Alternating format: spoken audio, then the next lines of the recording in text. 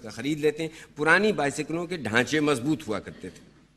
میں نے کہا مگر مرزا 250 روپے تو میں ہرگز نہیں دے سکتا, اتنے روپے میرے پاس کہاں سے آئے, میں تو اس سے آدھی قیمت بھی نہیں دے سکتا. کہنے لگے بھائی میں تم سے پوری قیمت تھوڑی مانگتا ہوں, اول تو قیمت لینا ہی نہیں چاہتا, لیکن میں نے کہا نہیں مرزا قیمت تو تمہیں لینی پڑے گی. اچھا تم یوں کرو, میں کچھ روپے تمہاری جیب میں ڈال دیتا ہوں, تم گھر جا کے گن لینا, اگر تمہیں منظور ہوئے تو کل بائسیکل بھیج دینا, ورنہ روپے واپس کر دینا. اب میں یہاں بیٹھ کر تم سے سودا چکاؤں, یہ تو کچھ دکانداروں کی سی بات معلوم ہوتی ہے. مرزا بولے بھائی جیسے تمہاری مرضی, میں تو اب بھی یہ کہتا ہوں کہ قیمت ویمت جانے دو, لیکن میں جانتا ہوں تم مانو گے نہیں. میں اٹھ کر اندر کمرے میں گیا. میں نے سوچا استعمال شدہ چیز کی لوگ عام طور پر آدھی قیمت دیتے ہیں, لیکن جب میں نے کہا کہ آدھی قیمت بھی نہیں دے سکتا تو مرزا اس پر اعتراض تو نہیں کیا. وہ بیچارہ تو بلکہ یہی کہتا رہا کہ مفتی لے لو, لیکن مفت کیسے لے لوں, آخر بائسیکل ہے, ایک سواری ہے, گھوڑوں اور موٹروں اور ٹانگوں کے زمرے میں شمار ہوتی ہے. بکس کو کھولا تو معلوم ہوا کہ کل 46 روپے. 46 روپے تو کچھ ٹھیک رقم نہیں, 45 یا 50 ہوں جب بھی بات ہے. 50 تو ہو نہیں سکتے, اور 45 ہی دینے تو 40 ہی کیوں نہ دیے جائیں.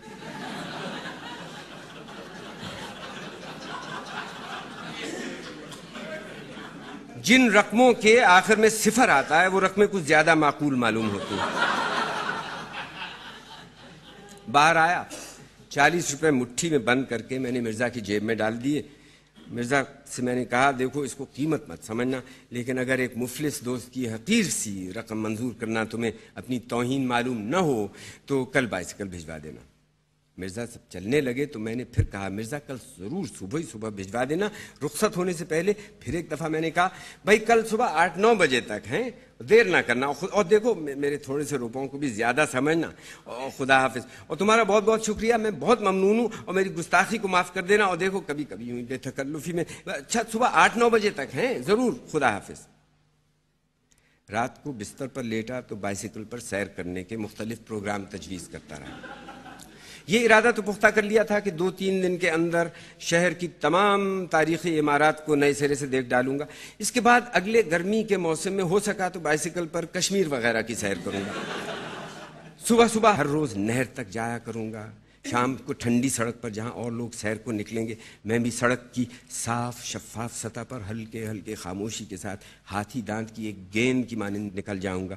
ڈوبتے ہوئے آفتاب کی روشنی بائسیکل کے ہینڈل پر اور چمکیلے حصوں پر پڑے گی تو بائسیکل جگمگا اٹھے گی, اور ایسا معلوم ہوگا کہ ایک راج ہنس زمین کے ساتھ ساتھ اڑ رہا ہے.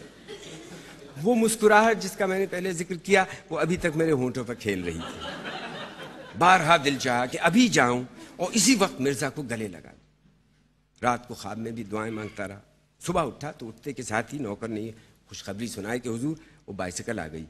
میں نے کہا اتنی سویرے؟ نوکر نے کہا وہ تو رات ہی کو آ گئی تھی, آپ سو گئے تھے, میں نے جگانا مناسب نہ سمجھا. اور ساتھ ہی مرزا صاحب کا آدمی ڈبریاں کسنے کا ایک اوزار بھی دے گیا. میں حیران تو ہوا کہ مرزا صاحب نے سائیکل بھجوانے میں اس قدر عجلت سے کیوں کام لیا, لیکن اس نتیجے پر پہنچا کہ آدمی نہایت شریف اور دیانتدار ہیں. روپے لے لیے تھے تو بائسیکل کیوں روک رکھتے. نوکر سے کہا دیکھو یہ اوزار یہیں چھوڑ جاؤ, اور دیکھو بائسیکل کو کسی کپڑے سے خوب اچھی طرح جھاڑو, اور یہ موڑ پر جو بائسیکلوں والا بیٹھتا ہے اس سے جا کر بائسیکل میں ڈالنے کا تیل لے آؤ. اور دیکھو بھاگا کہاں جا رہا ہے, ابے ہم ضروری بات تم سے کہنا چاہتے ہیں, بائسیکل والے سے تیل کی ایک کپی بھی لانا, اور جہاں جہاں تیل دینے کی جگہ ہے وہاں تیل دے دینا, اور بائسیکلوں والے سے کہنا کہ کوئی گھٹیا سا تیل نہ دے دے جس سے تمام پرزے ہی خراب ہو جائیں. بائسیکل کے پرزے بڑے نازک ہوتے ہیں. اور بائسیکل باہر نکال کر رکھو, ہم ابھی کپڑے پہن کر آتے ہیں, ہم ذرا سیر کو جا رہے ہیں, اور دیکھو صاف کر دینا, اور بہت زور زور سے کپڑا مت رگڑنا, بائسیکل کا پالش گھس جاتا ہے. جلدی جلدی چائے پی, غسل خانے میں بڑے جوش و خروش کے ساتھ چل چل چمیلی باغ میں گاتا رہا. اس کے بعد کپڑے بدلے, اوزار کو جیب میں ڈالا اور کمرے سے باہر نکلا. برآمدے میں آیا تو برآمدے کے ساتھ ہی ایک عجیب و غریب مشین نظر پڑی. ٹھیک طرح پہچان نہ سکا کہ یہ کیا چیز ہے. نوکر سے پوچھا کیوں بھائی یہ کیا چیز ہے. بولا حضور یہ بائسیکل ہے. میں نے کہا بائسیکل؟ کس کی بائسیکل؟ کہنے لگا مرزا صاحب نے بھجوائی آپ کے لیے. میں نے کہا اور جو بائسیکل رات کو انہوں نے بھیجی تھی وہ کہاں گئی؟ کہنے لگا یہی تو ہے. میں نے کہا کیا بکتا ہے, جو بائسیکل مرزا صاحب نے کل رات کو بھیجی تھی وہ بائسیکل یہی ہے؟ کہنے لگا جی ہاں. میں نے کہا اچھا، اور پھر اسے دیکھنے لگا۔ رفتہ رفتہ میں اس چیز کے قریب آیا جس کو میرا نوکر بائسیکل بتا رہا تھا۔ اس کے مختلف پرزوں پر غور کیا، اتنا تو ثابت ہو گیا کہ بائسیکل ہے، لیکن حیرت سے یہ صاف ظاہر تھا کہ کل اور چرخہ اور اس طرح کی اور ایجادات سے پہلے کی بنی ہوئی ہے۔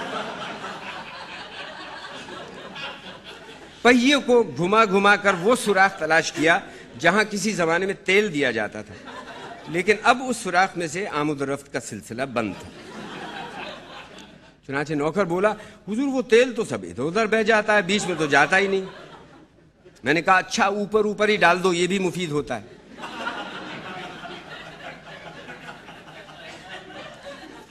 آخر کار بائسیکل پر سوار ہوا، پہلا ہی پاؤں چلایا تو ایسا معلوم ہوا جیسے کوئی مردہ اپنی ہڈیاں چٹکھا چٹکھا کر اپنی مرضی کے خلاف زندہ ہو رہا ہے۔ گھر سے نکلتے ہی کچھ تھوڑی سی اترائی تھی، اس پر بائسیکل خود بخود چلنے لگی، لیکن اس رفتار سے جیسے تارکول زمین پر بہتا ہے، اور ساتھ ہی مختلف حصوں سے طرح طرح کی آوازیں برآمد ہونی شروع ہوئیں۔ ان آوازوں کے مختلف گروہ تھے۔ چیں چاں چوں قسم کی آوازیں زیادہ تر گدی کے نیچے اور پچھلے پہیے سے نکلتی تھیں۔ کھٹ کھڑ کے قبیل کی آوازیں مڈ گارڈوں سے آتی تھیں، اور چرخ چر کے سر زنجیر اور پیڈل سے نکلتے تھے۔ زنجیر ڈھیلی تھی، جب کبھی پیڈل پر زور ڈالتا زنجیر میں ایک انگڑائی سی پیدا ہوتی تھی جس سے وہ تن جاتی تھی اور چڑ چڑ بولنے لگتی تھی، پھر ڈھیلی ہو جاتی تھی۔ پچھلا پہیا گھومنے کے علاوہ جھومتا بھی تھا۔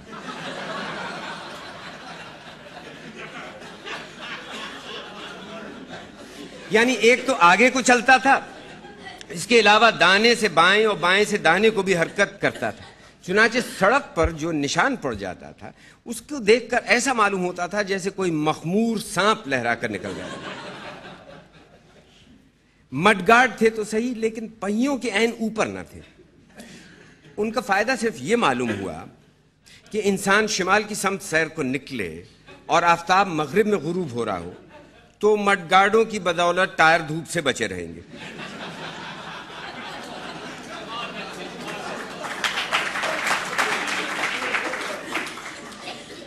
اگلے پہیے کے ٹائر میں ایک بڑا سا پیوند لگا تھا، جس کی وجہ سے پہیا ہر چکر میں ایک دفعہ لمحے بھر کو زور سے اوپر اٹھ جاتا تھا، اور میرا سر پیچھے کو یوں جھٹکے کھا رہا تھا جیسے کوئی متواتر ٹھوڑی کے نیچے مکے مار رہا ہے۔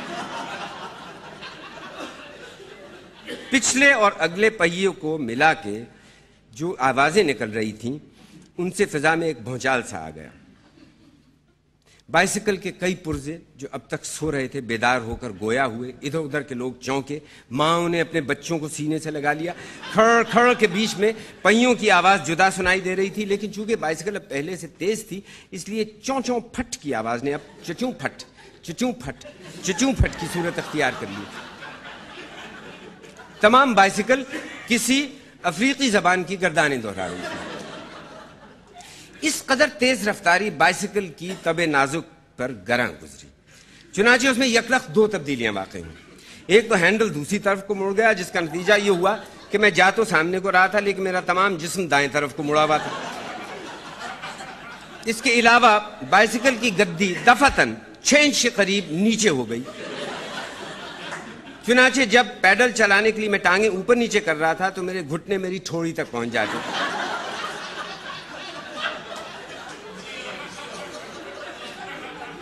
کمر دوری ہو کر باہر نکلی ہوئی تھی، اور ساتھ ہی اگلے پہیے کی اٹکیلیوں کی وجہ سے سر برابر جھٹکے کھا رہا تھا۔ گدی کا نیچا ہونا ازحد تکلیف دہ ثابت ہوا، اس لیے میں نے مناسب یہی سمجھا کہ اس کو ٹھیک کر لوں۔ چنانچہ میں نے بائسیکل کو ٹھہرا لیا اور نیچے اترا۔ بائسیکل کے ٹھہر جانے سے یکلخت جیسے دنیا میں ایک خاموشی سی چھا گئی۔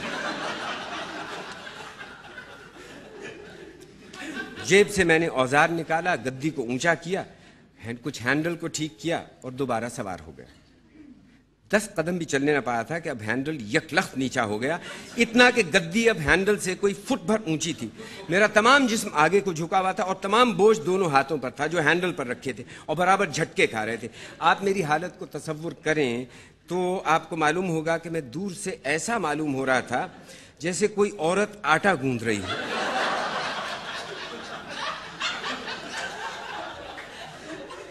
مجھے اس مشابہت کا احساس بہت تیز تھا، جس کی وجہ سے میرے ماتھے پر پسینہ آ گیا اور دائیں بائیں لوگوں کو کنکھیوں سے دیکھتا تھا. یوں تو ہر شخص میل بھر پہلے ہی سے مڑ مڑ کر دیکھنے لگتا تھا، لیکن ان میں کوئی بھی ایسا نہ تھا جس کے لیے میری مصیبت ضیافت تباہ کا باعث نہ ہو.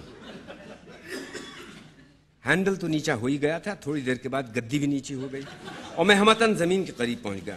ایک لڑکے نے آواز دی، دیکھو یہ آدمی کیا کر رہا ہے. گویا اس بدتمیز کے نزدیک میں کوئی کرتب دکھا رہا تھا.